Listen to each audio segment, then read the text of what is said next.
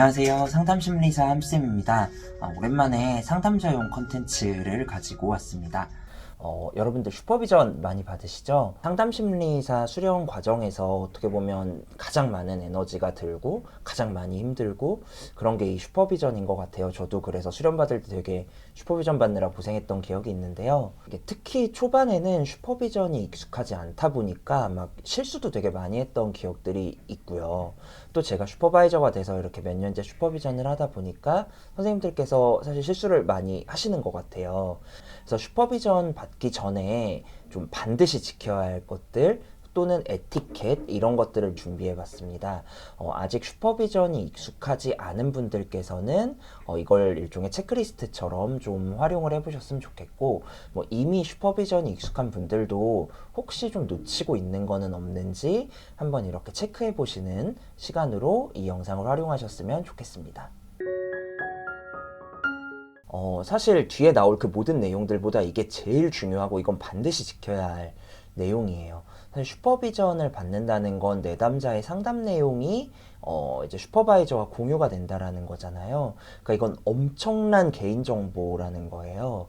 그래서 이 내담자의 인적사항이나 내담자를 특정할 수 없게 이 자료를 만들어야 되는 거죠. 그래서 당연히 내담자의 이름은 가명을 사용하든지 뭐 땡땡 이런 식으로 표현하는 건 기본이고요. 자료에 비밀번호를 걸어서 제출하는 것도 당연히 중요하고요. 검사 자료나 이런 부분들에서 내담자의 이름이 있는 부분은 다 마스킹 처리를 해야 되고, 특히 MMPI 같은 자료는 자료 페이퍼 상단에도 내담자분 이름이 적혀요. 그래서 그것도 잊지 말고 다 마스킹 하시는 게 중요하고, 또 이제 자료에서 내담자를 특정할 수 있는 거, 대표적으로 많이 실수하시는 게 특히 대학 상담센터 사례일 때 내담자의 학과 학교 이런 것들을 다 그대로 쓰신다는 거예요.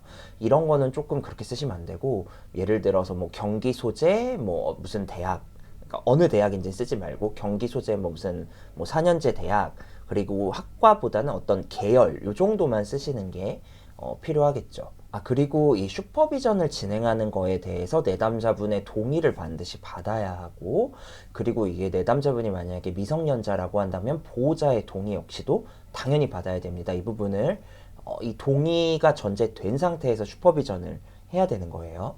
두 번째는 사실 이런 것까지 얘기해야 되나 싶기는 한데 의외로 놓치시는 분들이 많이 있어서, 슈퍼비전, 그러니까 슈퍼바이저에게 컨택을 하실 때 내가 누구고 어느 소속이고 이런 것들을 밝히셔야 하고, 특히 내 상담 경력에 대해서 좀 얘기를 해주실 필요가 있어요. 가령 이번 사례가 몇 번째 사례고 상담을 한 지는 어느 정도 됐고 슈퍼비전은 지금까지 얼마나 받아왔고, 만약에 본인이 어떤 특정한 이론적 지향이 분명하게 색깔이 있다면 그것도 같이 밝혀주시는 게 좋죠.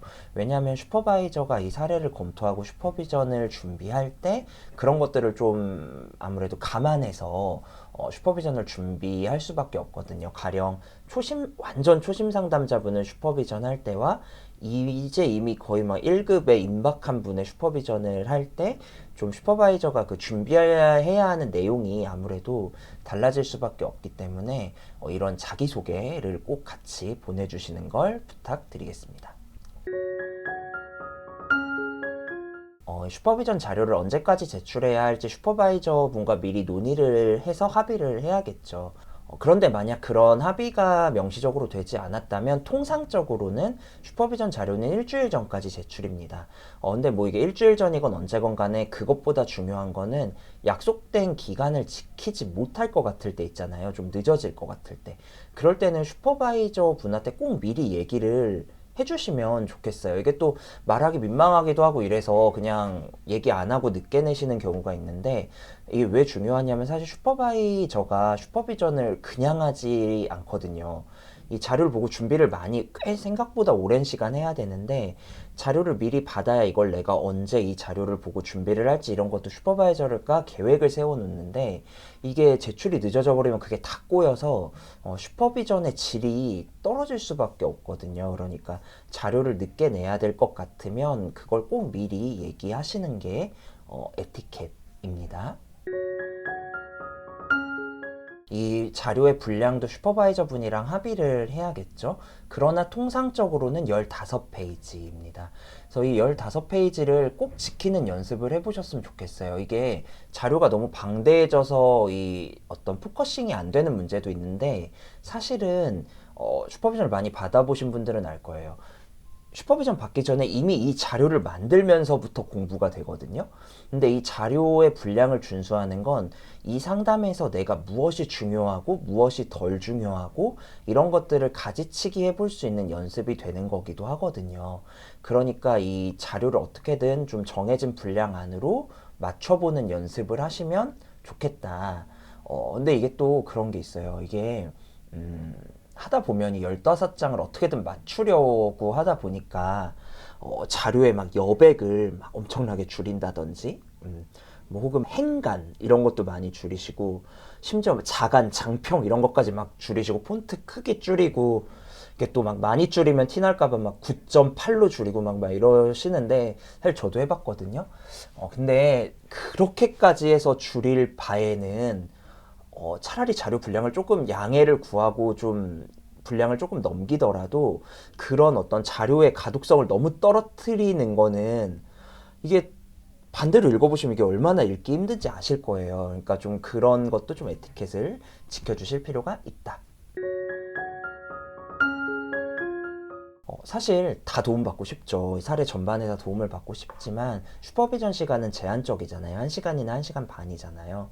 그 시간 동안 모든 거를 다 다루는 건 현실적으로 어렵단 말이에요. 그래서 이 슈퍼비전을 통해 내가 반드시 꼭 도움을 받고 싶은 걸 최대한 뾰족하게 기술을 하는 게 중요하죠. 근데 이게 참 좀 어렵거든요. 뭐가 도움이 필요한지 아는 것조차 사실 참 어려워서 저는 보통 이 세 가지 카테고리로 좀 나눠서 생각을 했던 것 같아요.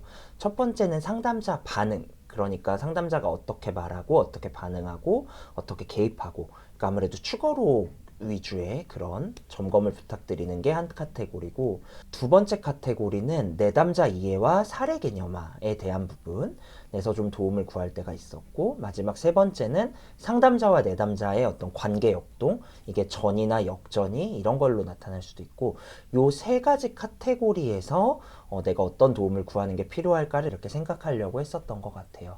자, 일곱 번째는 이 얘기를 해야 되나 말아야 되나 많이 고민했는데, 결론적으로 사실 저는 이 프로그램을 별로 안 썼으면 좋겠어요. 이 자료를 만들면서 이 추거록을 직접 푸는 과정에서 엄청난 공부가 되거든요. 막 진짜 머리를 쥐어뜯고 내가 왜 이딴 소리를 했을까? 난 상담을 할 수 있는 사람이 맞는가? 막 이런 막 현타도 맞고 이러면서 그 과정에서 저는 엄청난 학습이 일어난다고 생각을 하거든요. 근데 이 추거록 프로그램은 사실 넣고 돌리고 뭐 사실 제대로 들어보질 않잖아요. 그러니까 이게 학습의 측면에서도 가급적이면 좀 안 쓰면 좋겠다. 이게 자료를 만들다 보면 이게 막 진짜 창피하거든요. 내가 이렇게밖에 상담을 못했다니. 그러니까 사람이 어떤 수치심을 느끼면 자연스럽게 이어지는 행동은 회피잖아요. 그래서 이 자료에서도 자꾸 자기가 못한 걸 빼려고 해요. 그러니까 사실 그 부분이 제일 중요한 건데, 예를 들어 추가록에서도 막 얘기를 하다가 이거 내가 너무 못한 것 같다. 그 부분은 갑자기 막 중략해버린다든지 하략해버린다든지, 그리고 회기별 요약에서도 본인이 못한 걸 자꾸 빼버리시는 분들이 있는데, 다시 말하지만 슈퍼비전은 말 그대로 나 상담 잘했나 못했나 이걸 평가받는 자리가 아니라 공부하는 거잖아요. 근데 공부를 하려면 내가 좀 부족한 부분을 보고 그거를 말 그대로 개선할 점을 찾고 해야 되잖아요. 그러니까 이 슈퍼비전의 본질을 좀 놓치지 마시고 내가 못한 것도 용기 있게 좀 드러내 보셨으면 좋겠어요. 그러니까 그래야 좀 발전이 있잖아요. 자료 만들고 슈퍼바이저한테 보내면 그냥 땡 하고 그냥 털어버리시는 경우가 있는데, 자료를 만들고 나면 적어도 슈퍼비전 받으시기 전에 이 자료를 다시 꼼꼼히 읽어도 보시고, 왜냐면 그 자체가 공부거든요. 좀 이 사례에 어느 정도 몰입을 하고 오셔야 이 슈퍼비전 시간이 조금 더 효과적이고 빠르게 진행이 되는데, 자료를 심지어 안 가지고 오시는 분들도 있고, 가지고 와서도 전혀 읽어보지 않은 상태로 와서 전혀 몰입이 안 돼 있고, 슈퍼바이저가 어떤 질문을 해도 너무 이게 막 기억이 안 나니까 막 이러고 있는 경우가 너무 많아요. 분명히 자료에 다 있는 건데. 그러니까 이런 일들이 생기지 않게 자료를 제출하고 끝내는 게 아니라 미리 좀 읽어보시고 이 사례에 대해 몰입을 좀 하고 오시면 좋겠다라는 생각입니다. 그 수련 수첩에 기록을 올리셔야 되잖아요, 온라인 수첩에.